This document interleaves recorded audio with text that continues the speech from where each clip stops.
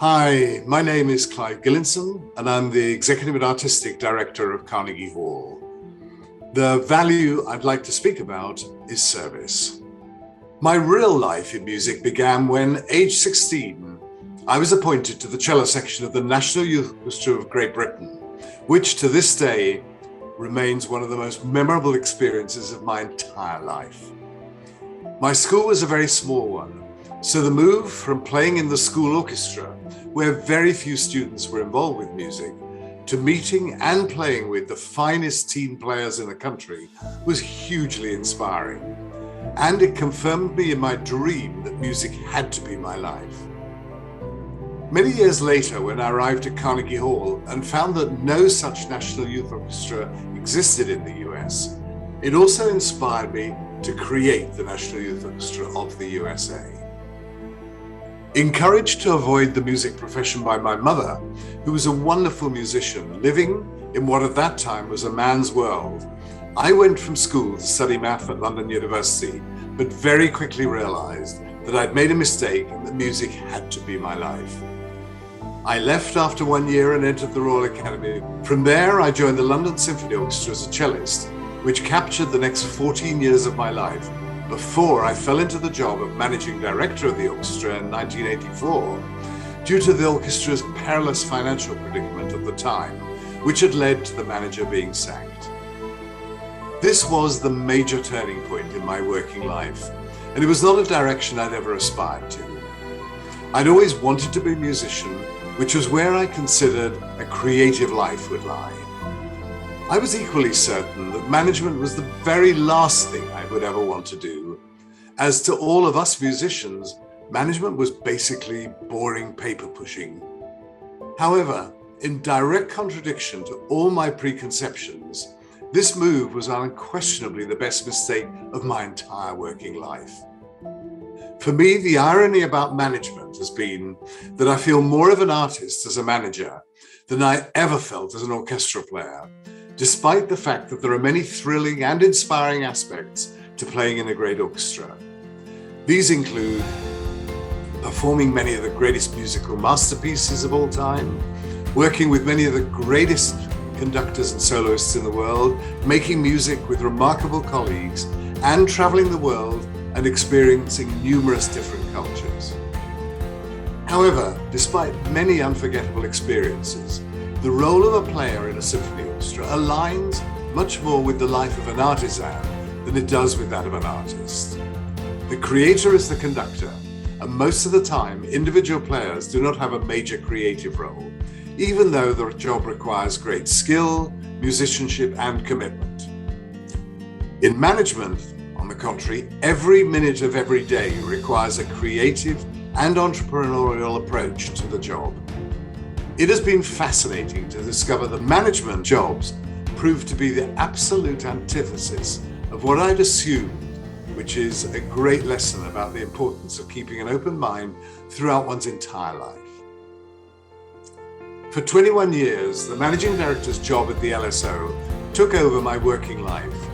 And after a terrifying first few months, in which I had to learn everything on the job and during which I hardly slept, I slowly began to enjoy the work and eventually to love it. The transformational change that the switch from player to management wrought on my attitude to life only revealed itself to me over a period of time. I came to realize that throughout my time as a practicing musician, my ambitions and aspirations had been defined around me and the music, as is so often the case with artists. Only after I started to manage the London Symphony Orchestra did I realize, for a while without any clear awareness of the evolution of my thinking, that my focus had switched from thinking largely about what mattered to me personally to focusing on how the orchestra could serve other people's lives.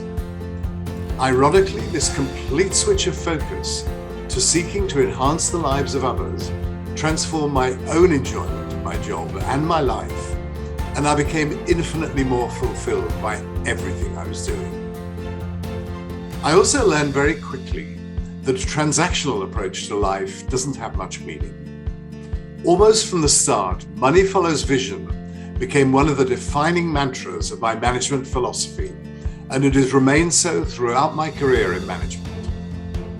By defining a vision that serves other people's lives, by developing inspirational ideas that included the creation of major festivals exploring fascinating and topical subjects, by developing major international residencies, by creating the orchestra's first music education and social impact programs, and flowing out of these programs, building the orchestra's music education center, people responded by supporting us because they loved and were inspired by what we were doing. There's nothing inspirational about trying to create projects that are focused on making money, particularly for an arts organization, and ironically, these are not only not inspiring, they frequently fail in their primary objective of making money.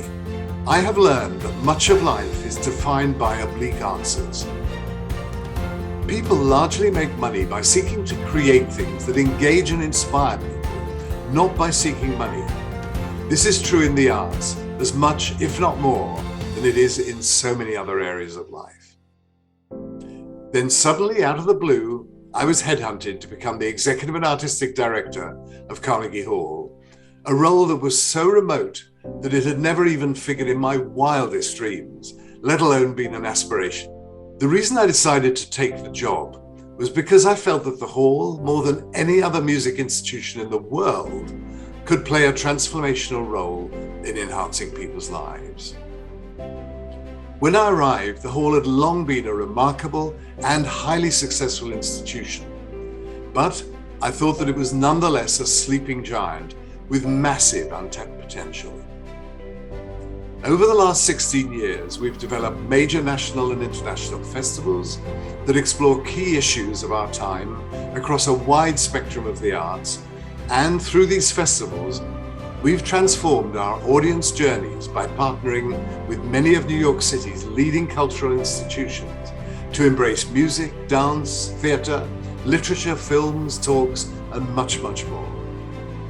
In addition, we've massively expanded the Hall's music education programs and developed many new programs that introduce kids to the best in music, with a particular focus on those who would otherwise not have had such opportunities. We've created social impact programs for the incarcerated and others in extreme circumstances. We've created programs for kids who are either in the justice system or might otherwise have ended up in it. We've created 3 national youth ensembles that nurture the talent of the finest teen musicians in the US, and that culminate with the players traveling the world as superb youth ambassadors for their country. We've created a fellowship program that trains the most brilliant young professional musicians to become the best players they can be, but also develop education skills that will enable them to live portfolio careers that include working in prisons, schools, hospitals, engaging with youth at risk, and much, much more.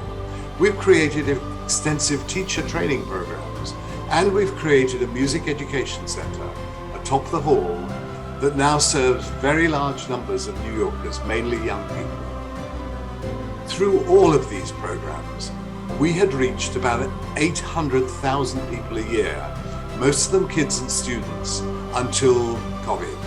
And we're continuing to expand these programs ever more widely across the US and internationally.